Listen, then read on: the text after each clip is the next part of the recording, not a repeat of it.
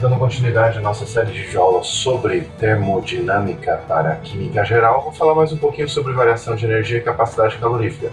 Lembrem-se que eu estou tratando de uma situação a volume constante, ou seja, a variação de volume é igual a zero. Então, para essa situação, ΔU é igual a calor, trocado nessas condições de volume constante.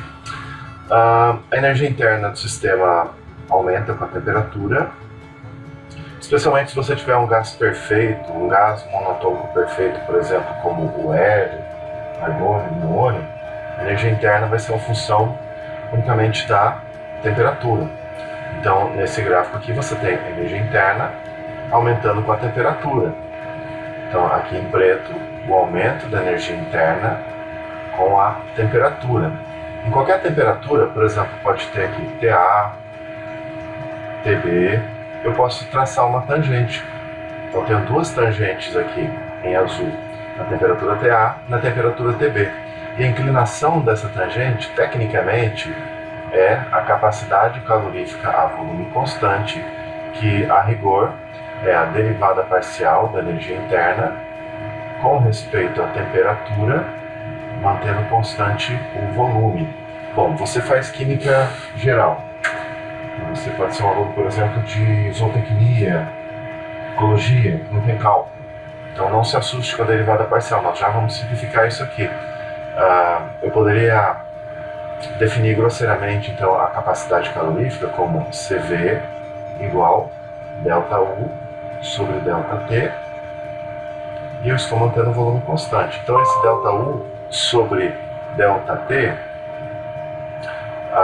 esse ΔU sobre ΔT a volume constante é a inclinação, o coeficiente angular dessas retas tangentes, ou representa o coeficiente angular das retas tangentes. Então ΔU sobre ΔT é volume constante, a capacidade calorífica a volume constante. Agora, se você é um aluno, por exemplo, de engenharia, que faz cálculo, então vamos dar uma informação extra aqui. E mesmo você que faz zootecnia, ecologia, você vai conseguir entender isso. A energia interna de um gás real, por exemplo, você pode pensar vapor d'água na atmosfera, ou quem sabe o gás de refrigeração, aquele gás que faz parte do sistema de ar-condicionado, ou do sistema que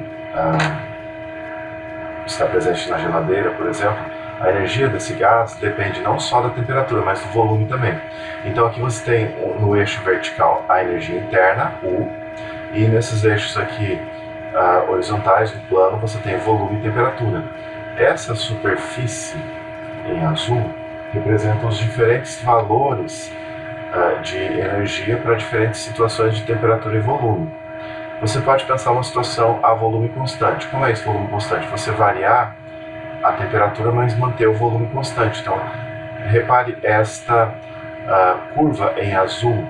Essa curva em azul é a variação da energia com a temperatura, uma situação de volume constante, porque essa curva em azul é paralela ao eixo da temperatura e perpendicular ao eixo do volume, ou seja, o volume é mantido constante.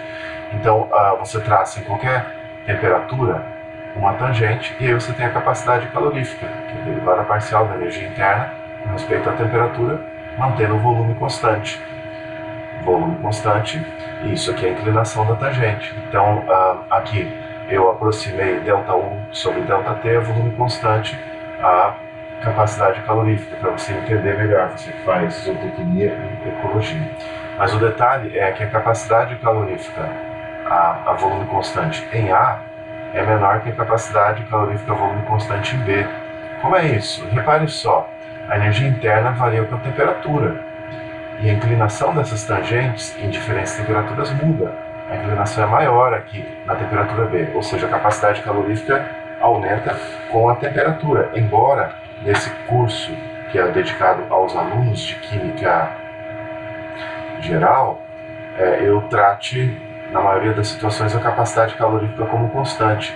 Essas duas fórmulas aqui que vieram da aula passada, elas implicam na resolução de uma integral em que se considera constante as capacidades caloríficas. Então aqui, por exemplo, nesse exemplo, nós fizemos na aula passada, variou-se a temperatura em 20 graus Celsius e consideramos a capacidade calorífica como constante, mas de fato a capacidade calorífica não é constante, mas é uma função da temperatura. Ela vai variar pouco se o intervalo de temperatura for pequeno. Da mesma forma que eu introduzi a capacidade calorífica a volume constante, eu preciso introduzir a capacidade calorífica a pressão constante, mas para isso eu preciso definir para vocês a grandeza termodinâmica e entalpia.